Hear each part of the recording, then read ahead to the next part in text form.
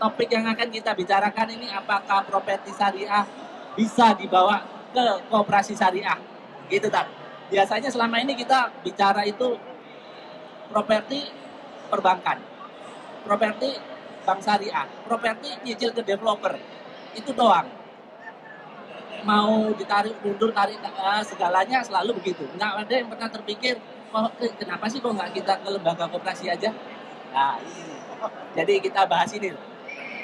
Gitu kan? Ya, apa dong? Assalamualaikum warahmatullahi wabarakatuh. Tidak berani, masih tetap punya rekening di tempat riba. Wa iyyazubillah. Rezeki kita sudah dijamin, ihwafillah. Rezeki kita tidak pernah tertukar. Maka segera tutup rekening kita yang ada di tempat riba. Karena 1 detik ke depan kita tidak ada yang tahu. Apakah kita masih hidup? Apakah kita masih bernyawa? Apakah kita masih sempat untuk bertobat kepada Allah? Ihwafillah. Jangan uang yang sedikit menjadi penyesalan tiada akhir.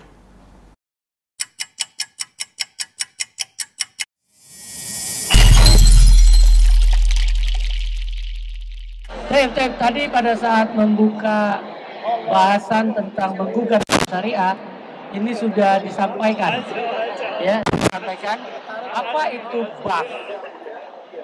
Itu ada di Undang-Undang Nomor 21 Tahun 2008, pasal pertama tentang definisi. Ada di angka 2, poin 2-nya itu dikatakan bahwa bank itu adalah badan usaha yang menerima dana dari masyarakat dalam bentuk simpanan. Setelah itu dia menyalurkan kembali kepada masyarakat dalam bentuk kredit. Jadi yang namanya bank itu dari level terendah itu BMT. BMT ini level terendah. Sudah itu naik tingkat sedikit koperasi syariah. Sudah itu adalah BPRS. Sudah itu naik lagi BPD syariah. Yang paling tinggi adalah bank syariah. Bank syariah itu kenapa dia dikatakan lebih? Karena 2 yang ada di dalam undang-undang yang disebut bank syariah itu adalah bank umum syariah dan bank perkreditan, bank pembiayaan rakyat syariah. Kalau yang lain itu tidak masuk di posisi ini karena dia masuk di departemen koperasi. Artinya kalau namanya bank ini bisa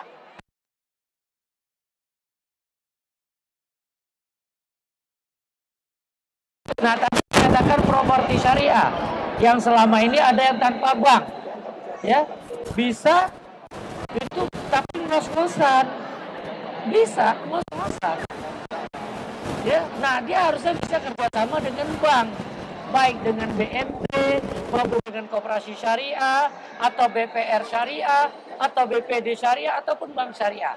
Nah kali ini kajiannya adalah kepada koperasi syariah. Ketika itu permodalannya dicukupin oleh para anggota, yang anggotanya ada pernah saya dengar, itu BMT sampai lebih tuh uangnya 100 miliar loh. Itu kan bisa dimanfaatkan. Nah bagaimana itu bisa terjadi? Sepanjang tolong dibantu koperasi syariahnya. Para properti syariah yang ingin kerjasama dengan koperasi syariah. Pertama apa? Sudah sertifikatnya dipecah. Sudah itu sudah ada izin membangunnya. Sekarang SPG. Ya, sudah itu dia minimal master plan-nya itu sudah ditandatangani. Ini insya Allah sudah membantu. Sudah bisa dengan akad yang sudah disetujui oleh Dewan Syariah Nasional. Itu kalau rumahnya sudah jadi, bisa akad murabaha. Kalau rumahnya belum jadi, itu bisa akad istisna. Nah sementara developernya ketika ingin kerjasama bisa akad musyarakah, bisa akad mudarobah. Jadi secara hukum syariah ini nggak ada masalah. Ya tinggal tergantung itu biasanya koperasi itu lokasi yang menentukan sama modal yang ditempatkan. Mungkin seperti itu. Nah, luar biasa kan. Jadi membuka wawasan ke masyarakat umum. Jangan lupa kita masih punya lembaga keuangan yaitu koperasi. Yang sebenarnya koperasi itu nggak usah pakai nama syariah, sebenarnya konsepnya sudah syariah. Gotong royong, iya. Gotong royong. Nah ini sekarang sama Syekh Nendi nih. Syekh, kita berdua sudah punya ilmu nih. Eksekusi lahan. kerjasama dengan pemilik lahan, bla bla bla bla bla, pemilik lahan tertarik kerjasama dengan kita, Syekh. Pernah nggak terpikir pemilik kita kan sudah biasa mengerjakan properti langsung dalam 1 tahun, karena kira-kira kita kerjasama dengan pemilik lahan 3 orang. Ya. Pernah nggak kepikir pemilik lahan A kerjasama dengan saya, pemilik lahan B dengan saya, pemilik lahan C dengan saya. Selama ini sirkanya 3 orang. Sekarang kalau kita pakai dengan koperasi, si pemilik lahan A, B, C masuk menjadi anggota koperasi. Yang mana kita bersirkahnya itu di dalam koperasi. Sehingga ini ada keuntungan yang kadang-kadang tidak terpikirkan oleh para pemain properti. Yaitu lahan A, B, C bisa mendapatkan bagi hasil dari yang A, B, C juga. Betul kan? Jadi SHU. Secara nggak langsung. Pernah pikir seperti itu Pak? Ya, sejauh ini sih belum pernah terpikir ya kalau untuk kerjasama seperti itu. Tapi lebih tepatnya koperasi itu dipikirkan oleh teman-teman adalah dengan cara bayar para anggota untuk yang nyicil ke perumahan biasanya.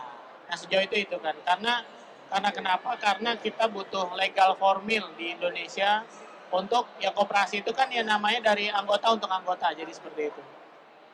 Nah, benar. Memang kebanyakan pemain-pemain properti inginnya supaya cicilannya nggak ngos-ngosan tadi masuk ke koperasi. Nah, itu pernah saya pikirkan pada saat sebelum COVID kali ya. Itu, tapi kembali lagi, kalau semua orang ingin nyicil ke koperasi, dana koperasi itu nggak terlalu besar. Pada waktu itu saya bicara sama Ustaz Diono, antum ngajak bank aja deh untuk pembiayaan. Itu saya masih kurang puas, Tan. Saya pikir lagi, lah kenapa nggak pemilik lahan A, B, C ini saya sirkahkan di satu koperasi, jadi anggota koperasi, yang mana kemudian saya mencari investor yang jadi anggota koperasi juga. Jadi pembiayaannya itu dari investor, pemilik lahan, koperasi gitu kan. Dari situ, kalau secara cash flow kita kan sudah pernah tahu ya, kalau untuk cash flow kadang-kadang mikirnya untuk satu proyek aja bisa puasanya 2-3 tahun. Kalau dengan digotong royong tadi, seperti tadi. Jadi teman-teman kita yang di perminyakan ya, industri perminyakan segala macam, itu mereka kadang-kadang nyimpen dananya, atau katakanlah nggak usah jauh-jauh, antum pasti punya investor kan. Investornya pasti lebih dari satu dong. Nah, kenapa nggak investornya masuk ke koperasi aja? Dana kelolanya bisa lebih, legalnya lebih sip lah ya, lebih pasti. Terus cicilan ke developer pun, idenya kalau saya begini, ini ide dari koperasi Akasya. Semua properti syariah yang mencicil langsung ke developer kebanyakan bukan seperti antum pasti punya pegawai banyak ya. Teman-teman kita kan cuma bank minsu kan, untuk nagih aja susah. Padahal dia mengelola cicilan ke developer. Nah inilah fungsinya Akasya hadir, menawarkan jasa pengelolaan, penagihan, pembukuan sampai ke perpajakan. Itu jasanya doang dulu. Dari situ teman-teman developer properti syariah yang cicil ke developer itu nggak akan bingung dengan SDM. Itu satu poinnya. Yang kedua, itu tadi yang saya kembali lagi yang ke pembicaraan pertama. Kalau kita punya pemilik lahan A, B, C, kemudian kita punya investor A, B, C, yang biasanya kita sirkah cuma antara investor A dengan pemilik lahan A, B dengan B gitu. Kalau ini langsung kita jadikan satu. Dari situ kan cash flow kita lebih, kita nggak usah mumet, kita tetap posisinya di developer, biar yang mikir si koperasi untuk dana kelolanya.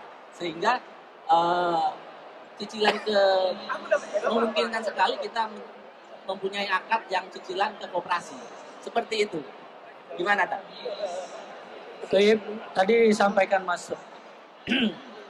Fendi ya, bahwa ketika di koperasi ingin melakukan cicilan, ini dalam syariat tidak ada masalah. Hanya tadi yang dibutuhkan modalnya kuat tidak. Ya, modalnya kuat tidak. Karena ini misalnya kalau 10 tahun gitu loh.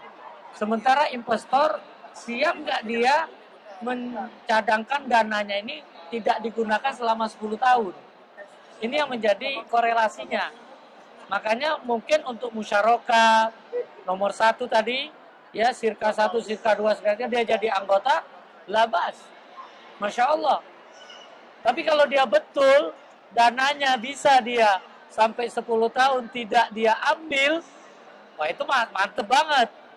Nah kalau di bank itu memang luar biasanya kan sirkulasinya itu nggak putus.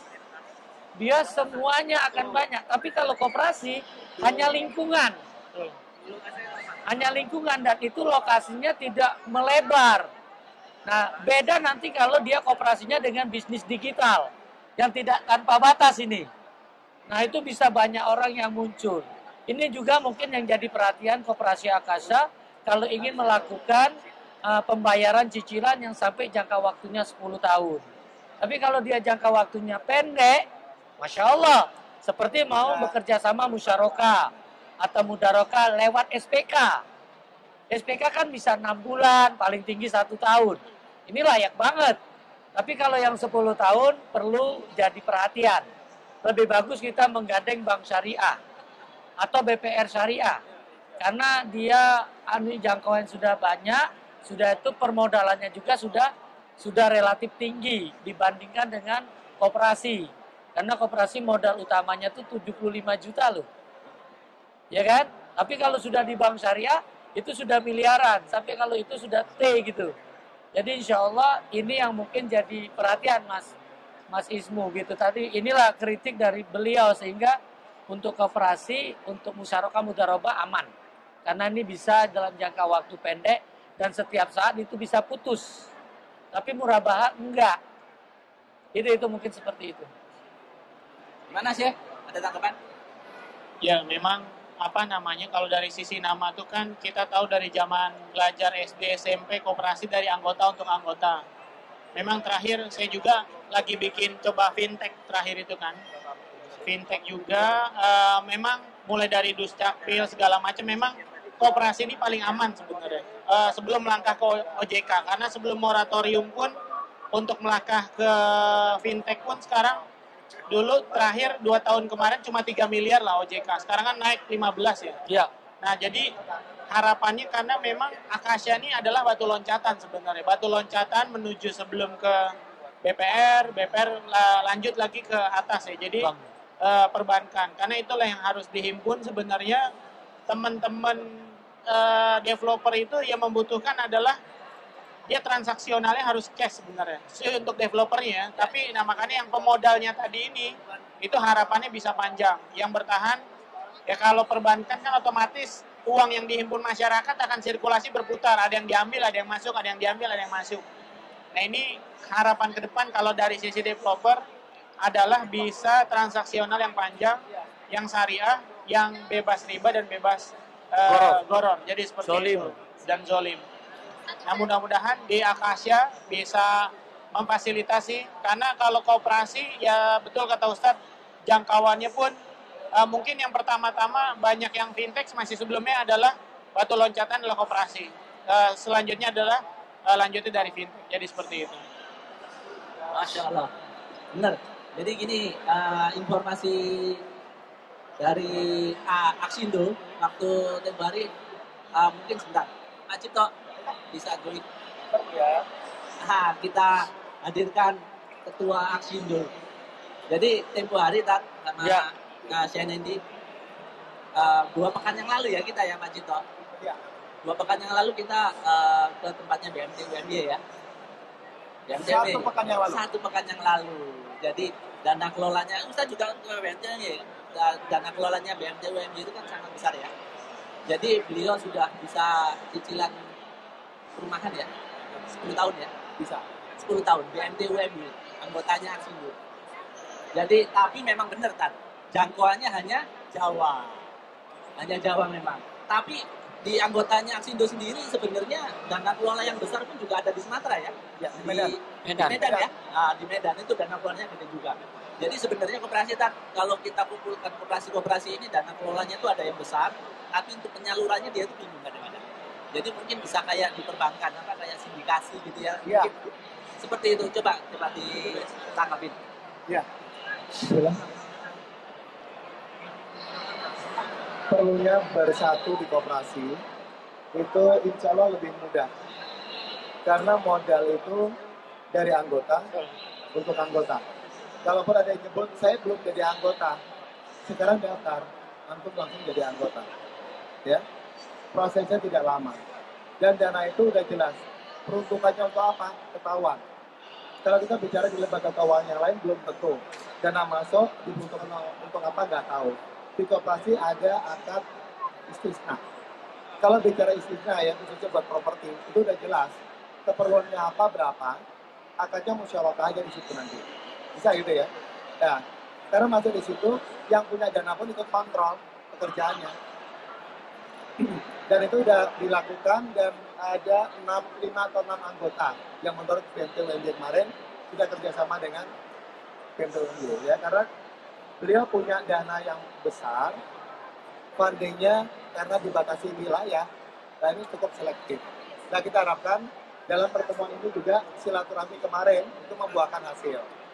Dan kami sudah sampaikan, ayo kerjasama, kita kasih tambah satu lagi, ada Akasia yang main di properti. Kita kembangkan ke wilayah Jawa, Jawa Tengah boleh, yang memang di Jogja, pengawasan lebih dekat, di Jawa Barat, memang ada wilayah itu juga, DKI Jakarta, atau di Jawa Timur, ya, itu bisa dilakukan nanti, sehingga perputaran dana itu sesuai dengan peraturan perundang-undangan yang berlaku ya, kerjasama antar lembaga.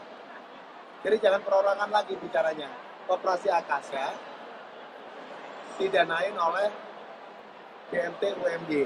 Nah kalau itu sudah jalan, sinergi, dan itu bisa disampaikan ke siapapun nanti, sehingga akan tumbuh kembang koperasi syariah di Indonesia, bergabung di Aksindo, supaya kita bisa satu frekuensi, yang kecil dibantu yang besar bisa menyalurkan dananya, dan yang kecil itu bisa mendapatkan modal yang benar. Selama ini yang kecil biasanya ya, nggak semuanya sih. Yang penting dapat modal. Kalau enggak, terus gimana proyek saya nggak selesai? Insya Allah dengan Aksindo kita ada edukasi di situ. Dan kita berikan literasi, edukasi, dan yang terakhir apa Pak Ismo? Ada aksi, ya itu ya. Literasi tanpa edukasi nggak ada contohnya. Tanpa dipraktekkan kita nggak ada aksi. Nggak jalan-jalan. Cuma habisin waktu aja. Ya Insya Allah Aksindo berkembang dan diharapkan ayo kita silaturahmi jalan dan kita Insya Allah nanti akan ada workshop ya. Minta brosurnya ada nggak Aksindo ya? Satu. Brosur Aksindo ya. Ya, kita Insya Allah nanti di Aksindo bulan Oktober ya. Bulan Oktober tanggal 15 dan 16 Insya Allah akan ada workshop nasional yang diisi oleh praktisi, koperasi, dan Ketua Dewan Pengawas Syariah Aksindo, ya Ustadz Adis Muhammad.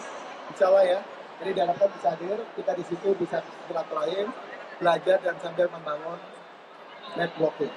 Ya, Insya Allah, itu Pak Iko, terima kasih. Alhamdulillah, karena waktu sudah menunjukkan mau Maghrib. Closing ya sebelumnya. Ya closing saya aja tadi. Ya. Karena Boleh. Pikir nih tadi ya. Jadi sebentar lagi akan ada workshopnya Aksindo.